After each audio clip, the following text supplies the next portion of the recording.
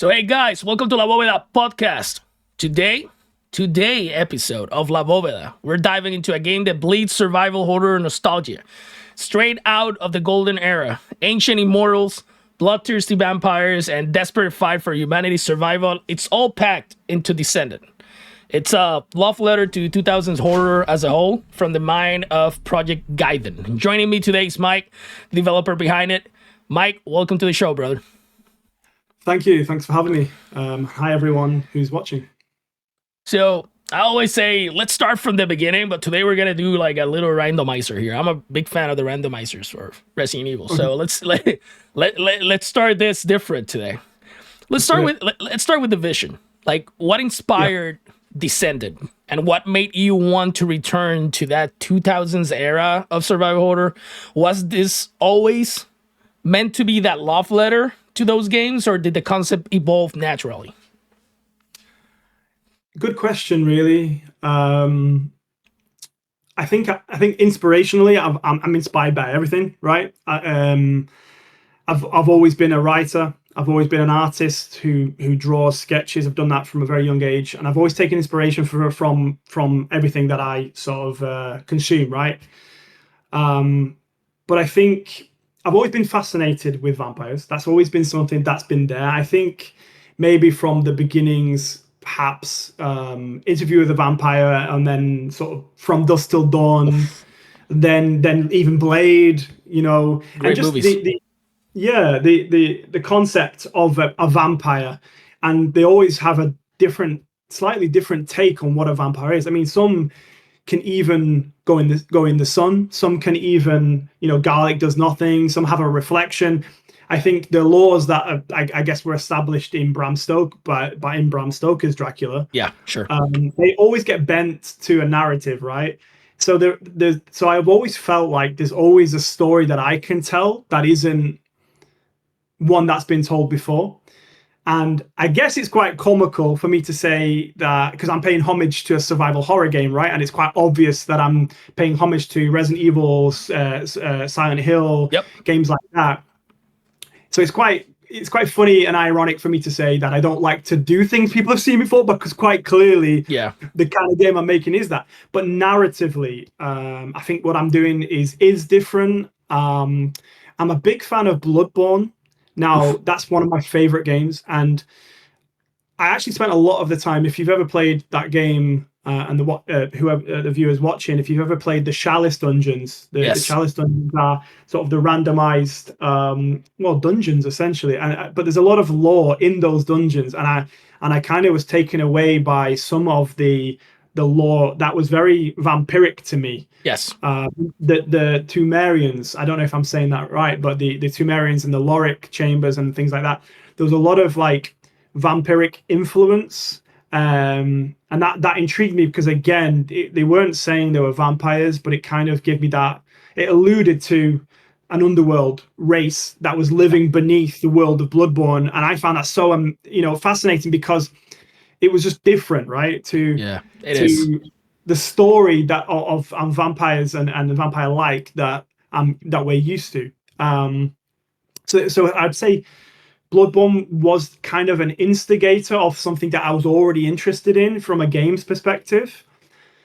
But I guess when you say going back, so that's narratively vampires and immortality. I dug quite deep, so I like to read about ancient history, and I really wanted to for that to play in to this story as well. I don't want to spoil anything, obviously, but sort of drawing on real historical mysteries, such as, for example, in ancient Sumeria, which is the sort of birthplace of my story of Descendant, really, and the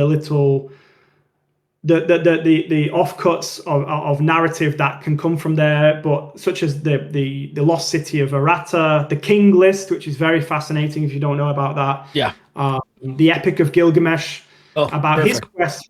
His quest for immortality, and obviously his ultimate failure.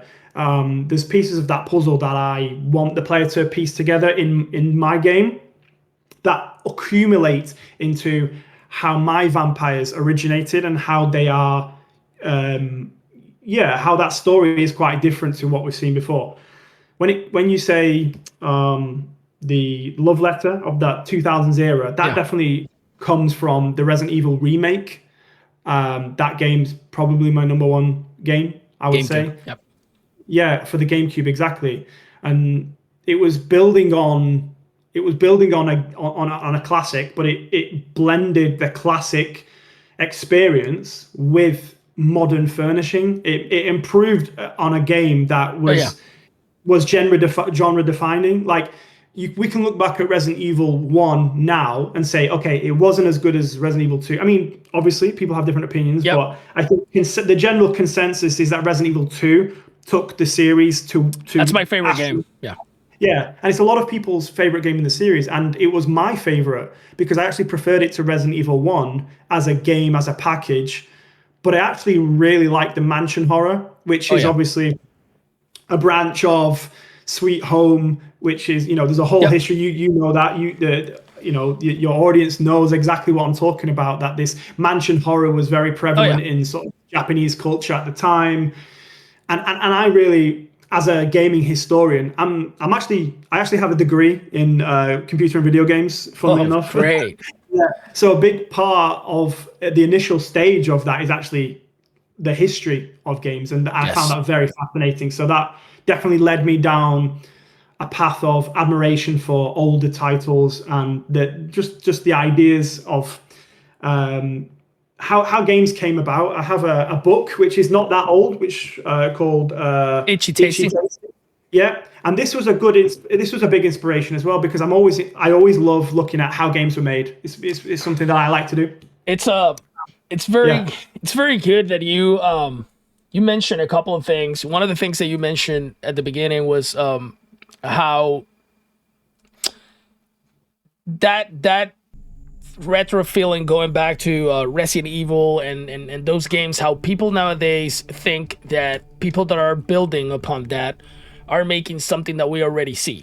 And yeah, I am a gaming historian as well. That's why I said, yeah, it's one of the things that, you know, Resident Evil. Nowadays, there's a big debate on the term survival horror, right? And I think that when you establish correctly the term and you know what the precursors are and the games that set the base, you can go all the way to 1986 with Zombie. And then going all the way to Resident Evil, saying that games that came before were survival horror, it lacks of historical facts. I mean, Resident Evil should be the measuring stick just because the term Capcom used it as a marketing scheme in there, right? And yeah, yeah, and then they define, because that's the right word. It's not like they were like pioneering with this thing. No, they define it. They gave it, after there's and before and after Resident Evil. And yeah, with that said, they gave birth to this genre, right? And now we have people doing games on this genre. It's like platforming, right? It's the same thing. So I wanted to put that out because every time I'm playing survival horror games on my channel and somebody pops in, the first question is, what Resident Evil is this? And I'm like, yes, it's not Resident Evil, and then I have to go, which I don't mind, because this is why I started doing content in the first place, because I wanted to spread the gospel. Like I said, like I want people to know what I've been fixated for so long. So, and then you went on and mentioned Souls games, right? Bloodborne. yeah, Bloodborne is its own monster. Bloodborne is so perfect in so many ways, and I think the same way with the Dark Souls franchise. And Souls games and survival horror, they have so much in common. yeah, 100%. They have so much in common that I don't know why people haven't done that mix. I hope somebody does soon. I don't want to jump hoops, but Yeah, it's so appealing that you're like I don't know, maybe like the seventh death that I've been in either an interview or a conversation randomly that mentions Souls games and it's an inspiration to create a survival horror game. And for me, I found that super interesting because I am a Souls game fan too. And I've yeah. seen so much similarities that it makes total sense. So So here's something interesting. yeah, Um, so when we're talking about survival horror, yeah, I want to just put it out there that the rule book, in my opinion, was written by Resident Evil. You yep, know, they didn't pioneer survival horror as we, but as we know it, they did. You know, they coined the term, and they almost wrote the rule book yeah, on what is a survival horror. the hallmarks. Yeah, Now, yeah, exactly. And I think I think I'm definitely trying to stick to that rule book. I want people to feel familiar when they play Descendant, like this is following a Resident Evil rule book. However, there are differences here with it between the lines. Now, as you mentioned, you know, there's a lot of similarities with Souls-like, and funnily enough, this Descendant was going to be an Onimusha-like originally, okay, which was inspired, which had more Souls-like features. yes, So it was going to be with a sword. It was going to be. I wanted to bring back the Onimusha experience, but I also didn't want it to be a Souls-like because I feel like, as you know, there's so many Souls-likes out there oh now. yeah, You can be accused of just doing another Souls-like, and I definitely didn't want to do that.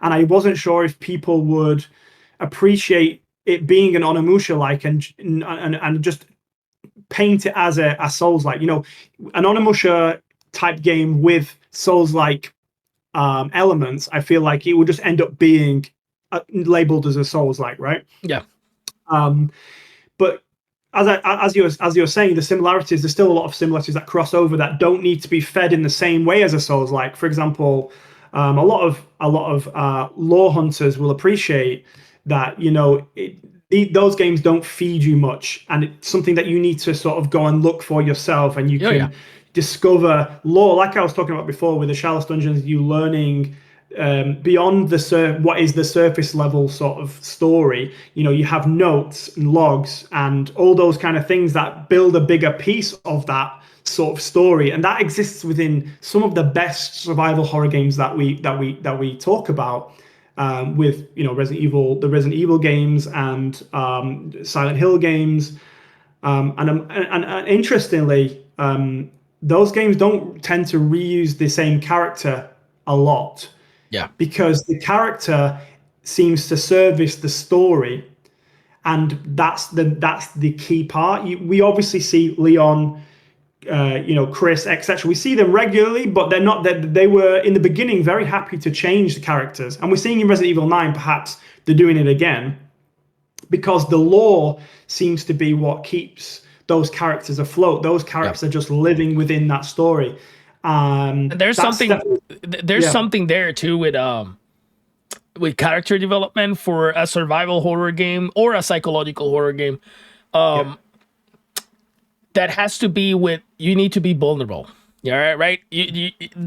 And I kind of like understand why the dev from Resident Evil Requiem showed out like, oh, it's very difficult to make a game, horror game with Leon because he's so tough, and you know it's hard to make him afraid, which I call BS at some point, because I said like there's so much ways to get a way around that. Like, and I made the example of you going into this room, there's no light, and Leon's there, you know, tactical moves and everything, and he accidentally hits something and he's gonna fall to the ground. You create that tension moment, but he reaches the thing before it touched the floor, and he's looking at the monster. That moment there is the same as scary as somebody that is completely not. So I think they're fooling us. But just to go over very quickly over what you said, because I don't want to interrupt you for so long, but that's okay.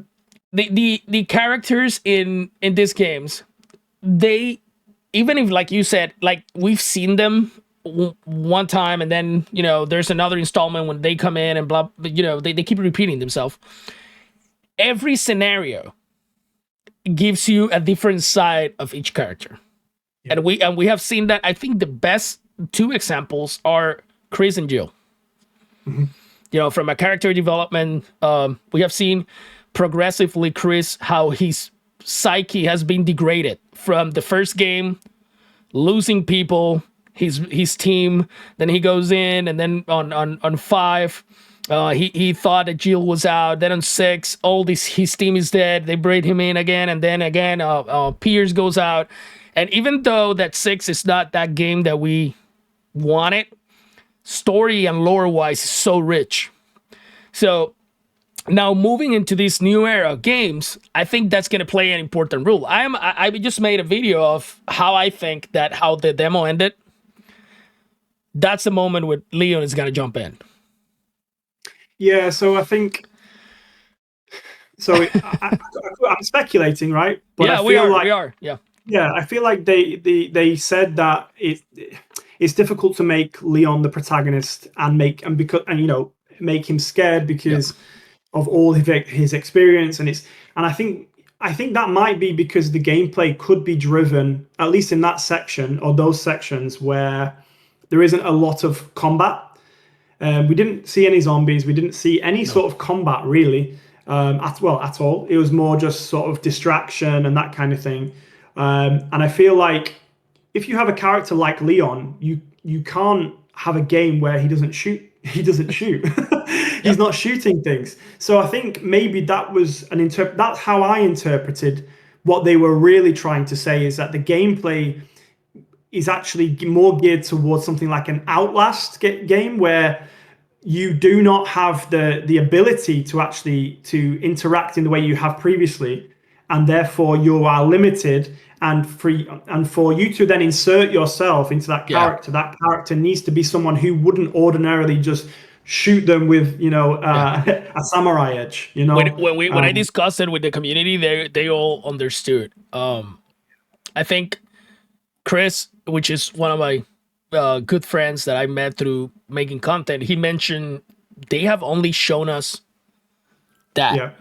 Such a small part. It's just a small part, and the whole marketing has been focusing on that small part, and people don't realize that. That would probably end up being like 25, 30 minutes of gameplay. That's it.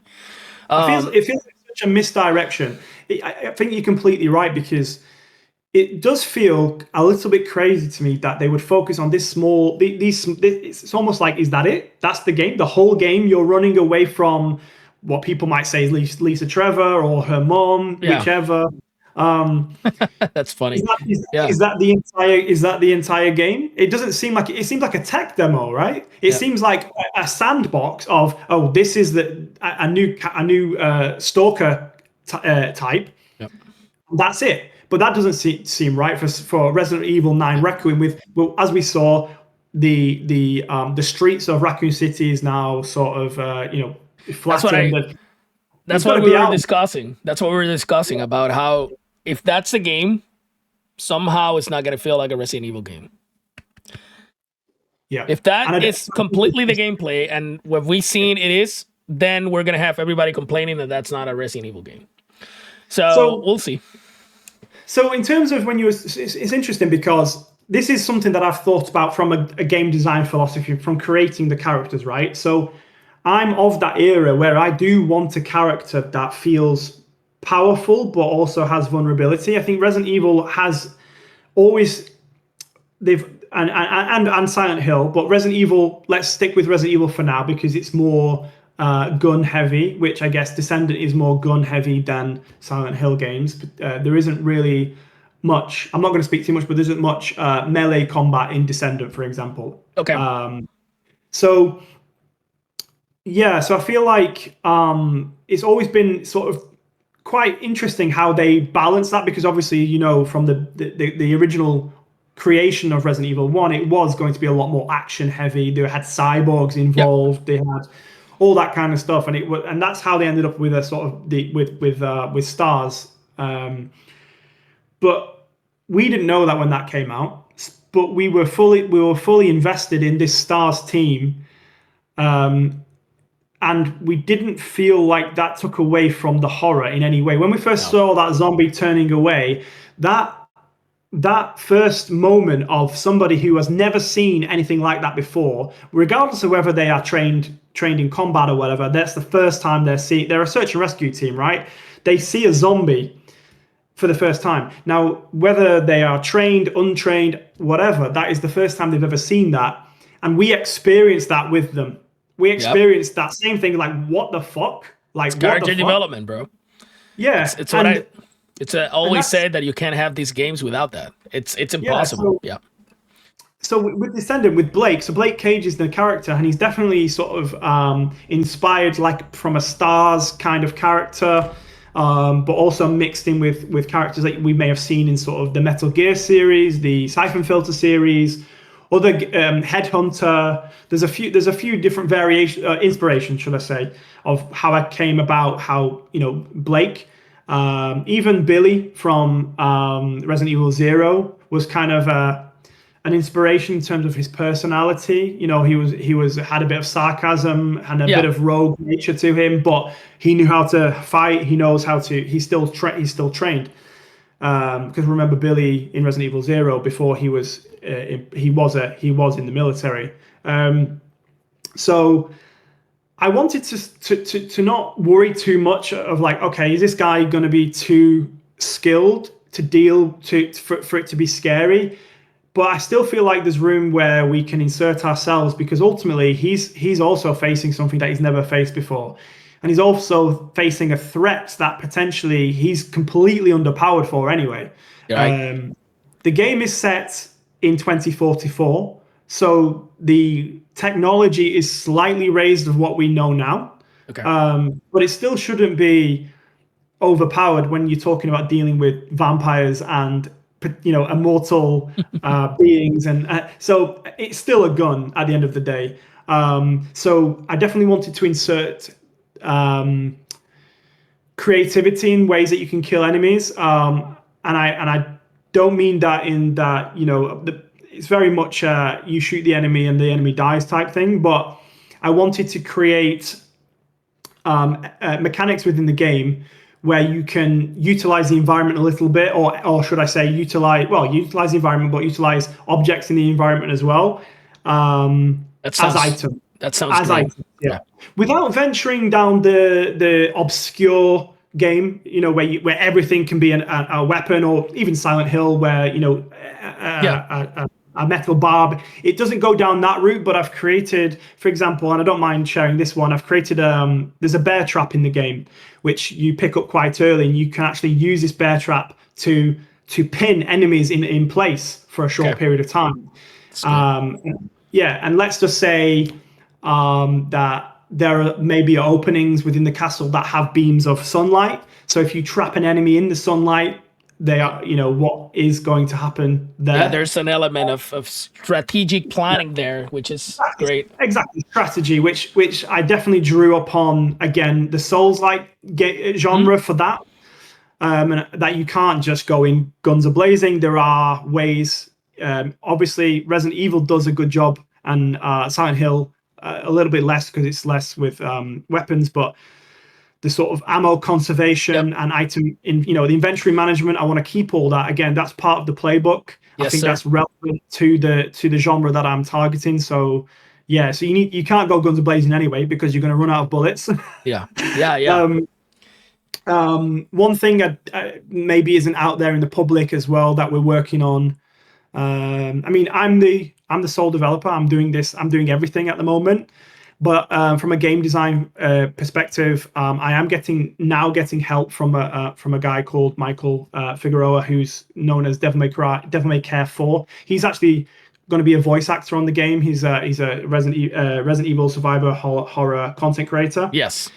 He's played everything, pretty much like yourself, right? Yep. So we've had a good time sort of working on concepts I'm for gonna the go. game. I have a question about that, but Yeah. So just to before I forget this one part, it's just yeah. to say that one of the mechanics we're working on, and I say crafting very lightly, but the same way in Bloodborne you can put fire paper on your weapons. I want similar. Well, we are working on a similar sort of mechanic in Bloodborne. Mhm. Sorry, in Descendant that is similar to in Bloodborne, where, for example, if you can imagine coating bullets in silver, for example, those kind of things. But I don't That's want it great. to become a game that is everything. It definitely needs to be focused. So we are making sure that the parts fit and the experience again is still following what we're familiar with and what we're in love with. That sounds interesting. Coating bullets with silver. That makes total sense, right? So let's talk about Jade Silva. It's like an extra layer that it's mentioned there in the description of the game. It's first as an unlockable solo character, then later as a playable co-op, right? Yeah. What inspired her inclusion? How did you craft that chemistry with Blake so it feels natural and not just like a this is like the player 2 add-on, you know? Yeah. So she was actually always part of the game. So first of all, in terms of it being an add-on, her being an add-on, the game was actually designed to be co-op from the beginning. Oof. And Jade's actually inspired heavily by my wife, who is Brazilian. Good. Yeah. Her name's Larissa, but she actually plays Mortal Kombat, and her favorite Mortal Kombat character is Jade. So that's where that came in. Yeah, her look and everything is very much based on my wife, and because she's a Resident Evil fan as well and a survival horror fan, we've always sort of wanted to go through and do co-op playthroughs of the Resident Evil series and the obscure games and other sort of co-op feature, that feature in survival horror. So I did begin to build the game in co-op. Now, because it's fixed camera, I had to overcome some problems that I found in other games that were fixed camera co-op, such as in Obscure, where someone can be left and trapped for a long time, sort of waiting for their turn to trigger a camera, that kind of stuff. So I overcame those. I had an idea to sort of be on the person. So essentially, the person that wants to be in view. Yeah. We can't just change to their camera. The other person can. It needs to be, So it's your partner who changes the camera, not you. And we play tested it together, which was quite fun, and made sure that actually worked. And it's like communication, because it's a local co-op game, right? It's not going to be online. That's a technical thing that I don't want to take on because it's going to detract from all the other development, and I don't want to do that. So it's a communication. It's like, let me see, where are you? Okay, let's go back, and it'll go back to her camera, and she can then find me and things like that. But it also, when we were playtesting it was interesting because it left me in vulnerable positions where I didn't know what was going on, and I knew there was enemies, and I was like, you've got to get here quick. Okay, I'm gonna go back to my camera. Put me back. And she puts me back. That creates a whole nother tension. Yeah. However, it's not just the cameras that cause problems. There's interactions, there's triggers for like door sequences and things like that. Those are fine. But I felt like it was important to actually get the game moving forward with, and the co-op element was holding me back a little bit. So that's why it became a feature that we're going to add later rather than something that's out of the box. And that's just from a solo developer perspective of the time that I want to do this. And I felt like Jade will feature in the game regardless of the co-op. So there's that. But her being an unlockable, it's not like, oh, now it's a different character and you don't know any of the story. Yeah. It'll be relevant. It'll be relevant to the story. If you play through Blake's story, and then you get to the end and you've unlocked Jade and you play as Jade, it will be relevant why you're able to play as Jade. That completely answers the question, bro. It's one of those things, because I've seen these games that you unlock a character and then you're like, no, exactly, and it doesn't make sense. So let's go. I want to talk about the Michael thing, Michael Figueroa, but before going there, sound design, as we know, is a hallmark of survival horror. So, how are you approaching the soundscapes in Descendant? Is the tension carried more by silence, or the atmosphere, music? How much does audio factor into delivering fear compared to the visuals that you already mentioned? Yeah, so it's a good question because it's something that I've been sort of working on more recently. I have a sound design friend that is likely to jump on the project with me on this and actually score some music. I've got some music that I've created as well already, but for the most part, I do want to make sure that there's elements of, like you say, atmosphere driven by silence and footsteps Yep. and ambient noise. There's already, ambient noise in there, like the sound of sort of like the wind sort of just passing through the fortress, which is the opening level. Little sounds of scuttling rats and chains that just, that seem to just sort of fall and things like that. There's definitely a balance that I want to have, though, because I think music's still important, and I feel like having it coming in at the right time. Yeah, So definitely. I have been replaying a lot of games and watching a lot of older games as well on YouTube, just going through and watching playthroughs of different types of games that kind of fit with my vision. Even games that end up not really doing it for me, from a sound perspective. I've also learned, like, I don't really like that, so I'm not going to do that in Descendant. We're not going to do that.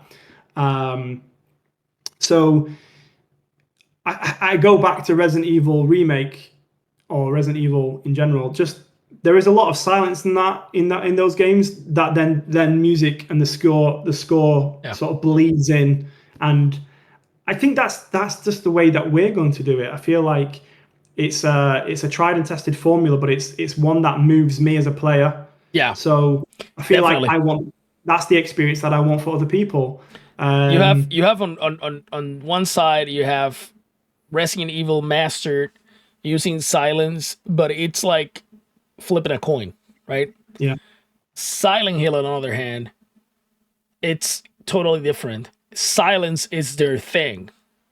Silent Hill is the name, right? But there's nothing. You just hear the footsteps, and then you open a door, and there's nothing. Maybe something falls, and they're two different approach to audio design on games, but I think they both do something very, very, very special. I think when you get to the music portions of Silent Hill, it's almost a checkpoint for the player. Yeah. That you're good, and that does actually lead me on to something that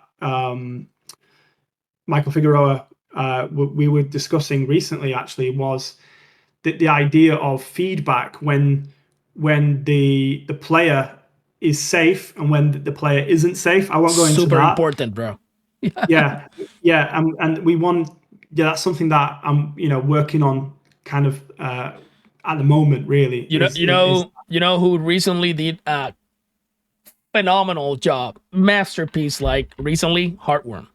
Heartworm. Oh, Yeah, bro. I bought it. Yeah, I really. that safe room music, I can't get it. Like I started playing now. What's the name? The Mute House, which is perfect too. But I entered the room, and in my mind, dun, dun, dun, and I'm like, oh my god, I need to get this out of my head. It's so good, so good. So I was gonna ask the music, sorry, just to cut you off there. The save room music is so important. That's actually the one piece of music that we have. So that was the first. Is it Safe Haven? That I'm always terrible with names, but I think it's Safe Haven or something like that in the Resident Evil remake. I always get them confused, the names, but Safe Haven. Maybe someone will tell. That's very much the vibe that we want to be giving during the times of safety. Yep. So when you don't hear that, you're never certain when the next threat's going to come, and it gives you that sort of that brooding dread that I think exists in the novels that I was talking about earlier as well, like the Dracula, the whole concept of this gothic, this gothic novel builds upon this brooding dread, and that fits perfectly as well with how you play the game. Sounds just clanking, different noises, your footsteps. But most of all your footsteps, really, doors having a sort of an uncomfortable loudness to them when they close and open. creaking, shutting, slamming, all these kind of things that kind of jolt the player really and keep them on their toes. And then all of a sudden, there is a threat. And again, you talk about jump scares and things like that. I think with Heartworm, you were talking about jump scares on your last podcast. And that's something I want to avoid. I'm not going to say someone isn't going to get jump scared, because the AI jump scares me quite a lot, actually. Oh yeah. But yeah, they may, because some of the enemies will wander around and you're not sure where they actually are. There's some that are positioned, of course, but some will wander on preset paths or random paths. But sometimes the ones on random paths will just make a horrible noise, and I'm like, oh my god, Oh yeah, like, yeah. and it'll catch Totally. me off guard. But I really don't want to be scripting jump scares. So I think jump scares are, they're being used very, very well positioned, if you may say, on the OG survival horror games. They haven't been abused lately. That's so overused. That's it scares you 1, 2, 3 times, but after 3 times, you're just hovering around the game, and it just takes so much away from that experience. yeah, as a developer, I'm never going to be critical of other games and their decisions. That's for guys like you, right? You play the games, you decide on what's good and what's not. I will just say that it's not for me as a player, so therefore that's something that I won't introduce. I think some people are really affected by jump scares, and they actually seek jump scares out. I mean, you look at like the horror movies that are successful, a lot of them are full of jump scares, right?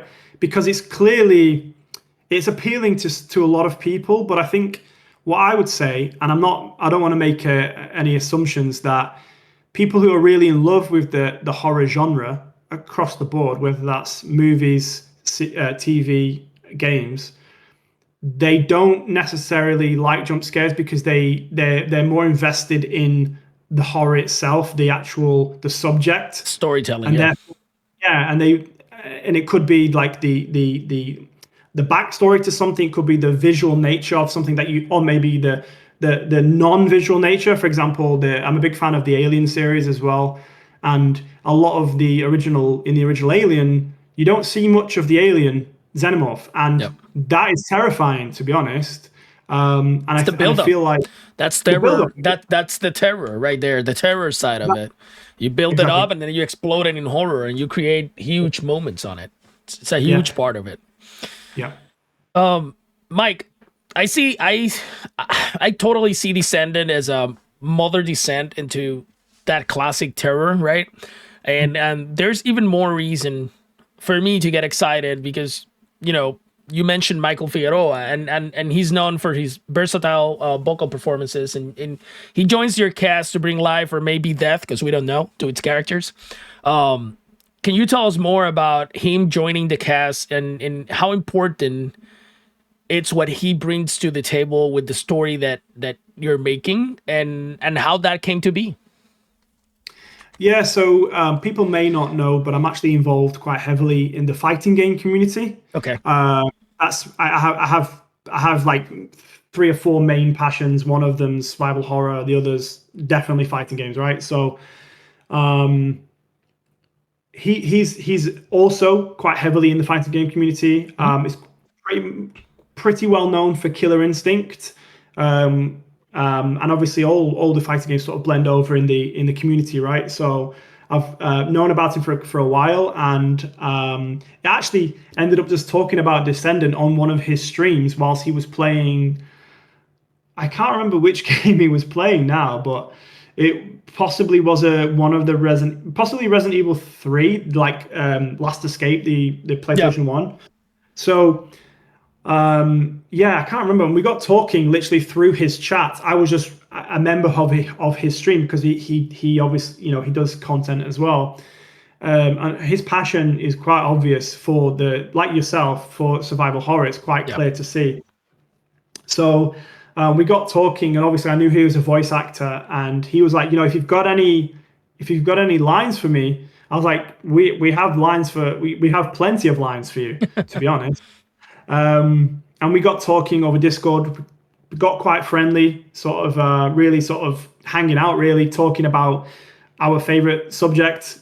And I felt like once I was telling him the story and feeding him spoilers a little bit as well, and he was just like, it was so amazing because he was like, "Oh shit, really? Like you're gonna do that?" And I was like, it was so interesting, like the spin, where this he thought the story was going, and I'm like, "No, I'm gonna do it like this," and he's just like, "Oh," and one of the characters, so one of the characters called Lord Mythic, um, and he's essentially a vampire, really. I don't want to go too much into it. He's a bit more than a vampire, but that's for you guys to figure out.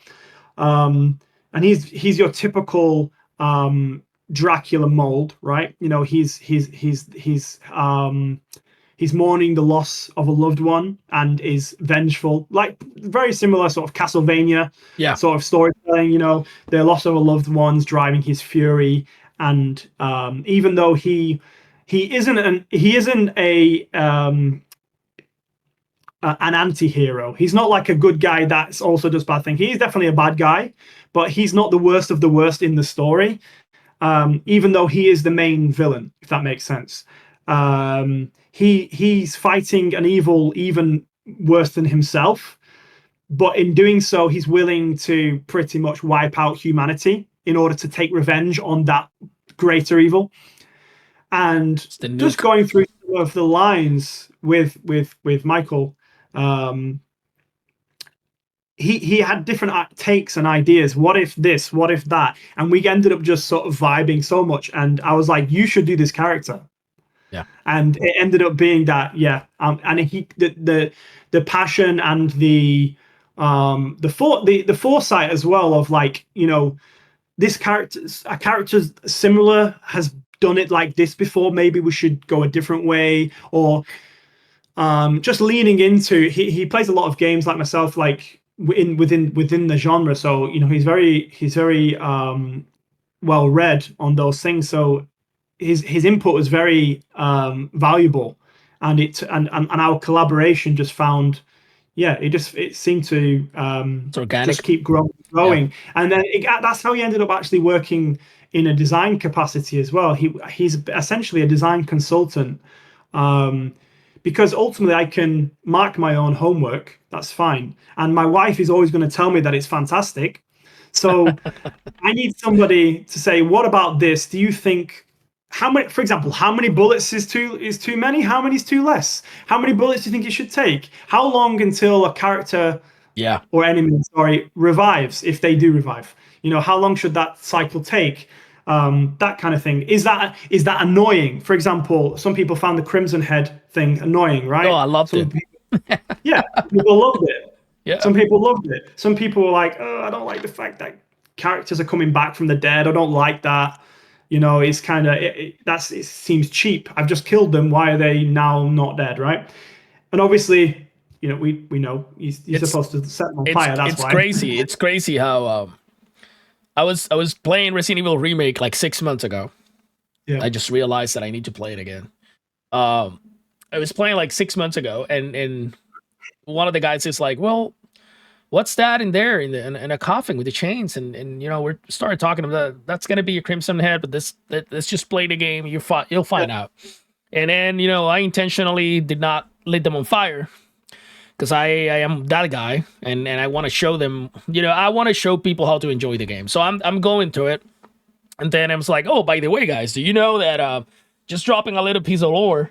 Um, do you know zombies? Not all of them, but there's some of them that are turning into Crimson Heads. But the Crimson Head is actually a precursor state of the The liquor. liquors.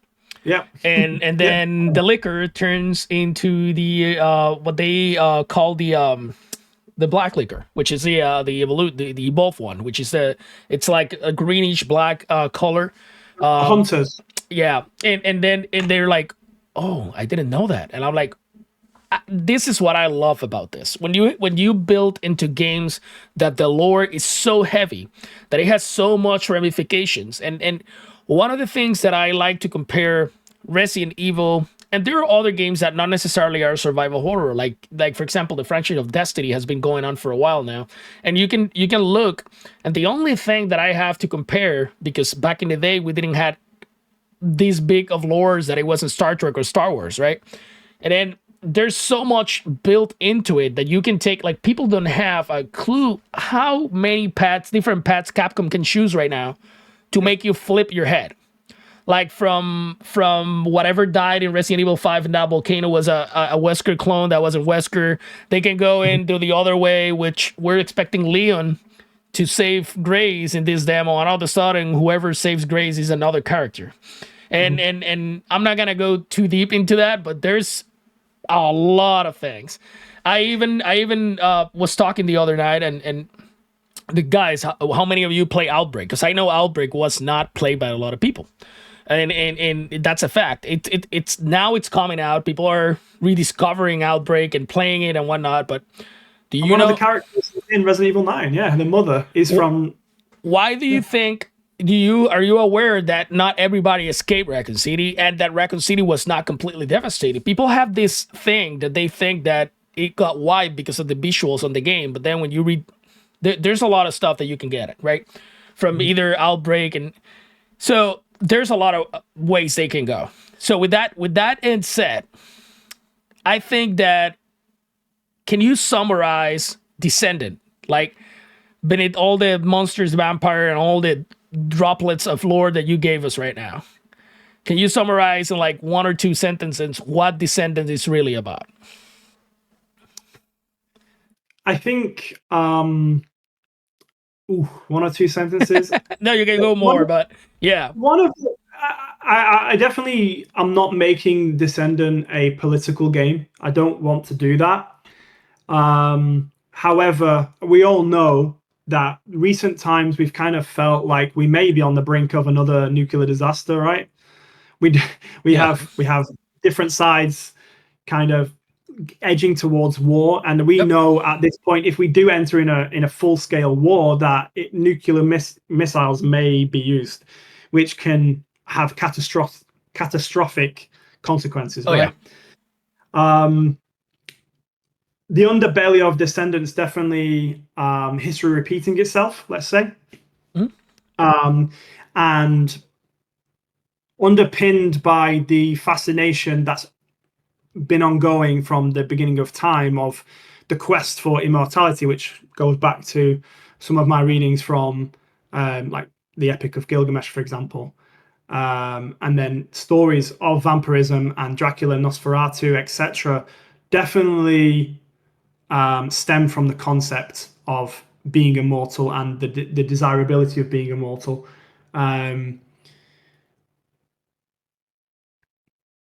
The narrative underpinning, I suppose.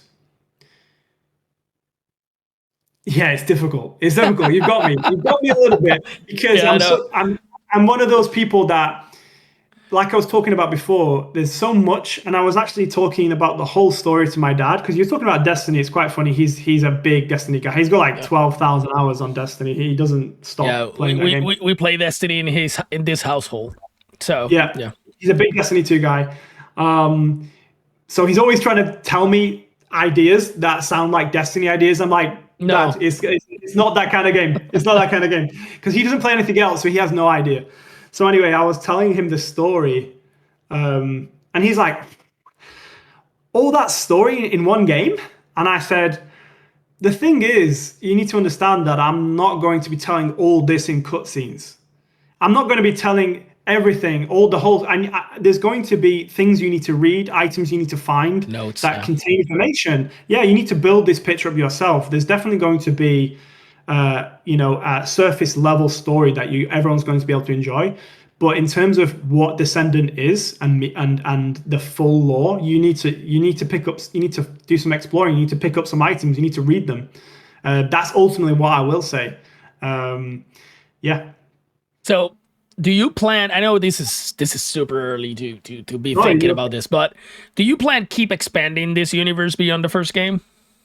Yeah, it's always one of those things like when developers talk about or not even developers, even big publishers start talking about, oh, the second, the third, the fourth Yeah. game. But I am that kind of person. I would love to start thinking about a sequel, Yeah. and it's not even from a money perspective. It's not even from how many games I sell of the first one. It's literally because my mind is so full It's of these going. ideas, and Going. Yeah. I'm conscious that one game may not be. It may be too much for one game to try and get in It there. sounds like I don't know if I have a very good friend Capita that we do La Autopsia I was talking to you about earlier. And he always he always tells this thing where he goes, "This is the advice nobody asked me," and he just drops something that completely flips your switch, and you're like, "Well, I didn't ask, but thanks." I'm not saying this is gonna be the case, but everything that you mentioned from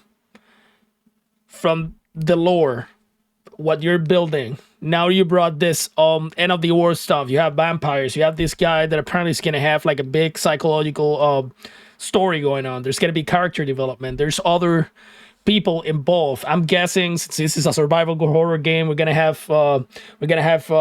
treason. We're gonna have this, and that. It's a completely full blown story, which you don't get often in games. You get that in franchises. Yeah. So I don't know if I flip a switch there, but that's no. You're right. It's because as a game developer, this is my first game that I'm actually making and releasing to the public. yeah. I've designed a lot of games, especially as during my university course many years ago. I graduated in 2008. So We too. you know, yeah, so a long time ago. So I have friends in the industry. I've worked in the industry briefly as well. But in terms of my game, my ideas is the first one that I'm getting confidence to put out there. And again, I think my confidence has come just from the support from the indie game community. I just want to shout out as well the Queen's Crypt. Oh yeah, Sophie. Yeah, they're cool. They gave me confidence as well to sort of, do you know what? I'm going to do this. I'm going to put myself out there. I'm going to put my work out there. Yeah. But a lot of ideas are from different games. So they're from games, other ideas that I've had for different games that have found their way. Like I say, even this game itself was supposed to be originally an Onimusha style game, which is a Resident Evil style game as well. Yep. You know, I'm going to say Onimusha, definitely the first one, the second one, third one, the fourth one becomes more action heavy, but the first one specifically, it's Resident Evil like, yeah. It's Resident Evil in feudal Japan, or a spin-off of a fantastical feudal Japan. So that was definitely something I was going towards. I felt like there was a lot that we saw from Japan, and that kind of put me off going that route. And then I found it difficult to sort of have the sword sort of play in a castle type thing that wasn't then going to be a Souls-like type thing. So a lot of my ideas narratively from these other games as well also feed into this. So it also almost could be a franchise because it's so big in terms of the story. There's so many plot points to it that kind of weave in that there's a high potential that I can't fit it all into one game. And if I only ever release one game, it might be, and I hope I don't. I hope it's not. This isn't just one game that I release. But if I do, it may be that game where people are going to be speculating on what things what things are, because there is so much that I probably can't divulge in one game. So if it is just this game, then it may take people's imagination and their own interpretation, as you say, to then go on. It sounds very interesting, Mike. I'm not gonna lie to you. I've been listening to you talk, and there was something about that trailer. You released that trailer. I know you remember that immediately. A couple, like, I hit you up like, oh, I want to talk.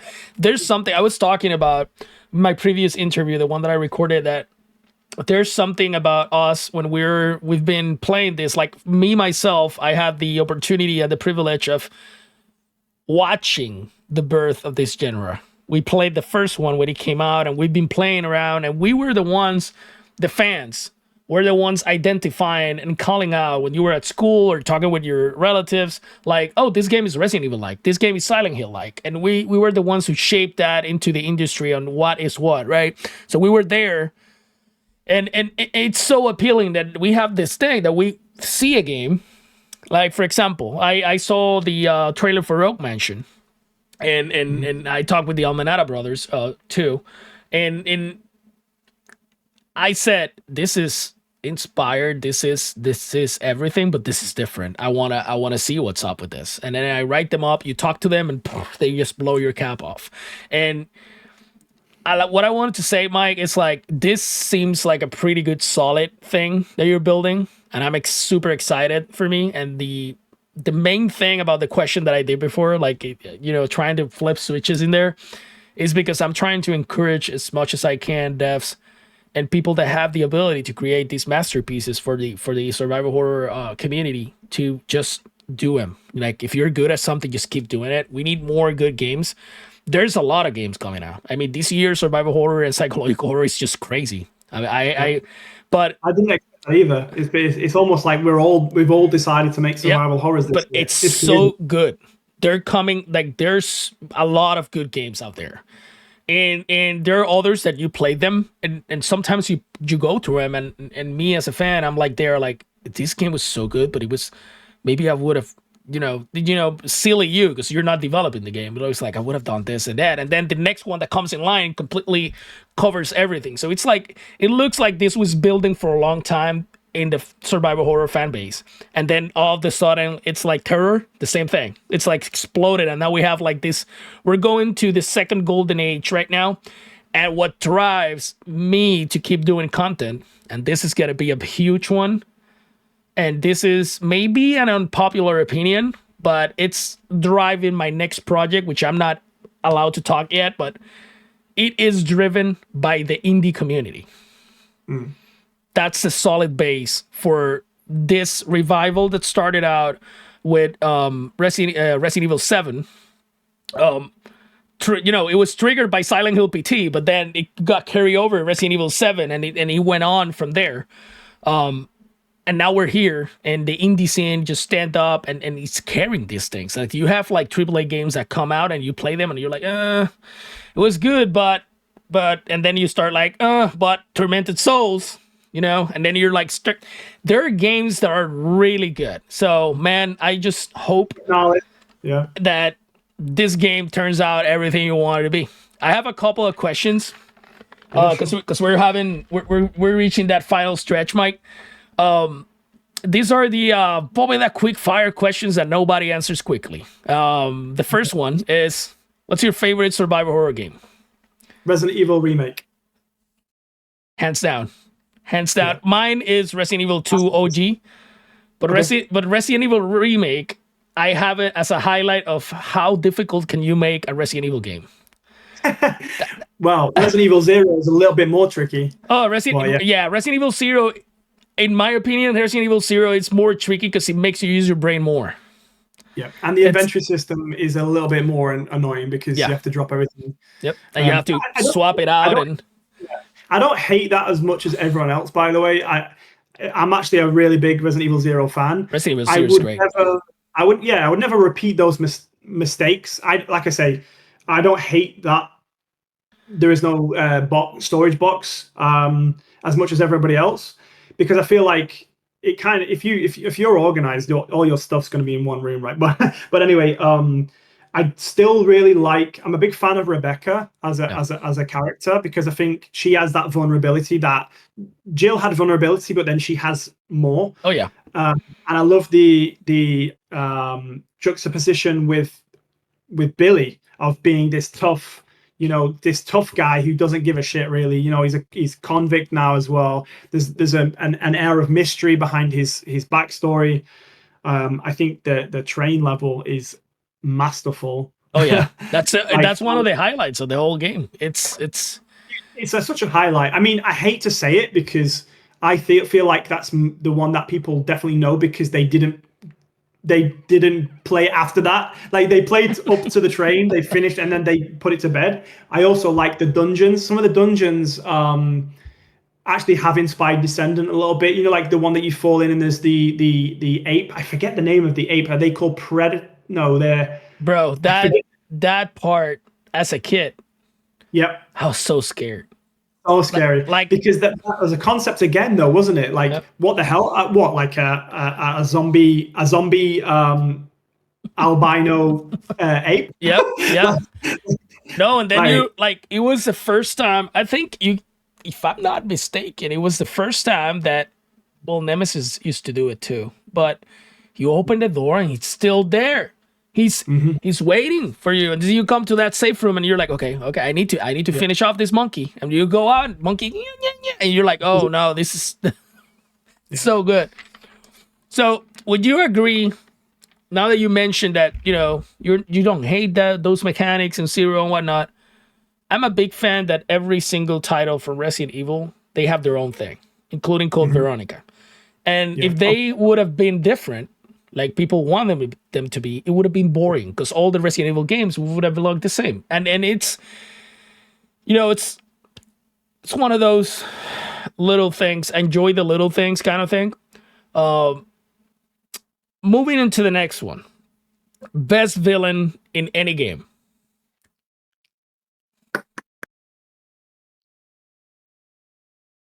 Ooh, best villain in it.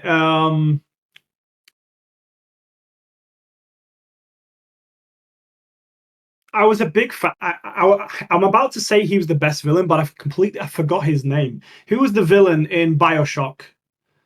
Oh my god. Do you remember? Yeah, I know who you're talking about, but I can't remember. Fontaine. Fontaine. Let me look it up. Yeah, Frank Fontaine. Atlas. Yeah, Frank Fontaine. Fontaine. That guy is something else, huh? So he's the one that he really came into my mind. But when I think of um, if we're talking about villains, I don't go to enemies and boss enemies. For example, Pyramid Head, Tyrant. I don't go there. For It's me, they're bosses. they're not villains. They're enemies, They're right? tools. They're tools exactly. Yeah. So when I'm talking about a villain, yeah, I went maybe Frank Fontaine. Wesker's absolutely he's great. His French Kiss, yeah, Touche. yeah. So I'm gonna stick there. I think just because I think yeah those two ones that are in my mind definitely. I for some strange weird reason, I not because of what he did or what we wanted to do, just because how he was positioned and the time that this came to be, the controversial, all the controversy around it. I love Ricardo from Hunting Ground. Mm, It's I think it's because what the whole game represents. mm, Nowadays, it's being labeled as a lot of things. We did we did an episode of La Autopsia where we just went super deep analyzing these games and how the damsel in distress comes into play. But you have that psychological part of a survival horror game mechanics game, that are triggered by fear, like inspired by things like Clock Tower and all the things that they also inspire survival horror as set the base for it. But those topics that are touching this kind of games are topics that are this happens. It really happens sometimes. Let's put in a little bit of like fantasy around it, make it 10 times worse. Because I felt like during the 2000s and even the 90s, it's like a label kind of thing with these topics, just sweep it under the rug. This doesn't happen. You don't talk about Disney movies. Hollywood was not doing so good with it, and then the small amount of movies that touch those type of topics were not successful. So games were shouting it. They were like, just you have a lot of games. There's Rule of Rose, there's Hunting Ground, there's Clock Tower, and then the more we went into it, Silent Hill was just not shouting. They were screaming at your face with heavy psychological topics. yeah. Do you have an all-time favorite horror movie? Okay, so I always sort of stumble on this one because I always my first thing is always Alien, Yeah. the original Alien. But then I always think, okay, that's leans more into the science fiction. So can I cheat and say, well, that's my favorite science fiction horror movie? I like The Thing, Oof. the John Carpenter's The Thing. I love the paranoia element of that. I love the survival horror game they made out of that as well. I mean, survival horror loosely, but it's Yeah. very much. I think it is a survival horror It game, comes just from that about. root. Yeah. If Yeah, you think, definitely. yeah. Just about. Definitely. But yeah, there's ooh. there's a movie called The Wailing, which is a Korean horror movie, Yeah. which is very creepy in my eyes, and I find very the interpretations and the connotations. If you're very big on sort of reading between the lines and symbolism and things like that, I feel like that's quite a scary one for me. Because it kind of starts talking about the I need devil. to look that one up. How it's called, The Wailing? It's The Wailing, yeah. It's a Korean movie, and it's very unsettling. As a lot of Korean horrors do. It's centered around a detective, which I always think that's just such a win in my opinion. Oh I yeah. feel like when you combine horror and mystery and like that kind of Alan Wake. sleeping. Alan Wake. Alan Wake, Yeah. exactly. I was just going to say Alan Wake 2 is a game I haven't played yet, but Oh it man, looks you're in for really a treat. immersive. I watched a movie called Long Legs recently. Oh, Long Legs, so good. Yeah, Yeah. yeah, I really enjoyed it, but I was getting Alan Wake 2 vibes at the beginning. Yep. I was like, I haven't played Alan 2, but I've seen a lot of it, and I was like, oh, I feel like this is like Alan Wake 2, and yeah, and a little bit of another game called Heavy Rain, where it's got Heavy like Rain. yeah, which is not a horror or anything like that, but it's a So you need to detective. figure out as you're watching. You need to Yeah. pay It's got attention and that, figure out that thing. Yeah. but it's got that element. It's got that mystery element where you're really invested in. You really want to figure this out. You're Yeah. not just like, I just want to. I'll play it and see what That happens. Like, feeling that you described, that is what I feel with a good survival horror game.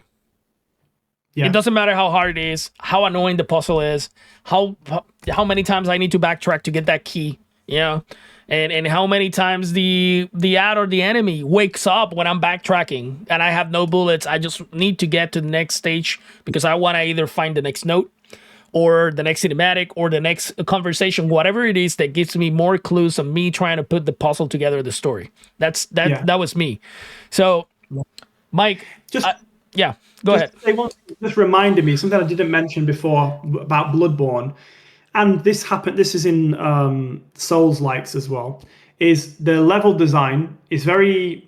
It almost it feeds into the Metroidvania genre Oh a yeah, little bit of the exploration, but opening passages and the labyrinthian design. Resident Evil has a lot of oh yeah, labyrinthian design as the well. map. So those things meshing.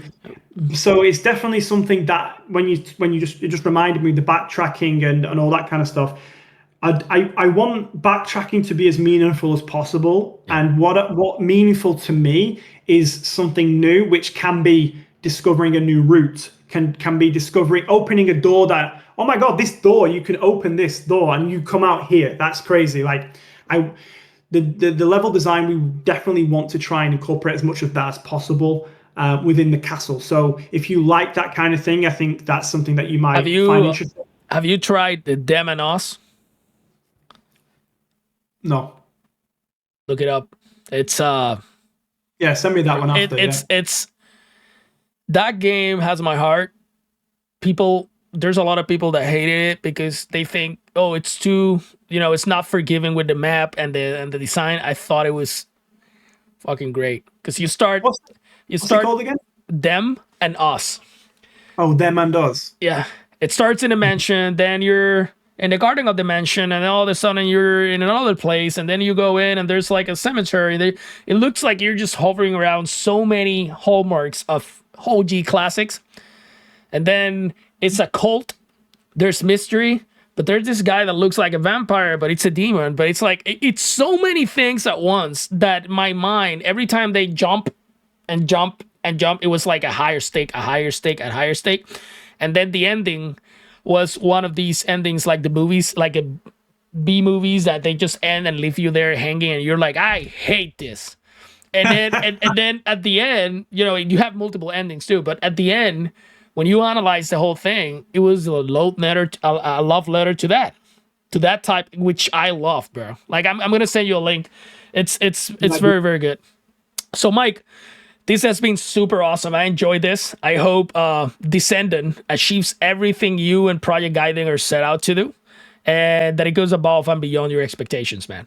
Thanks for your time here in La Bóveda. And again, always we're open for anything. I do play testing for devs. We do reviews. We do anything you want. You feel like we can help out this achieve, or you need anything, just holler at us, okay?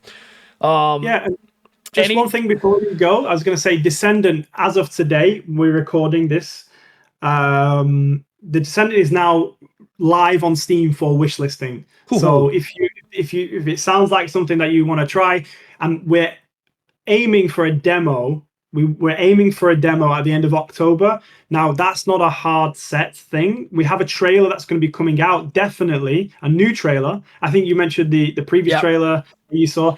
That was very rushed because we last minute, the build wasn't quite ready. We ended up building a cinematic sort of introduction using one of the voice lines that we'd recorded. So yeah.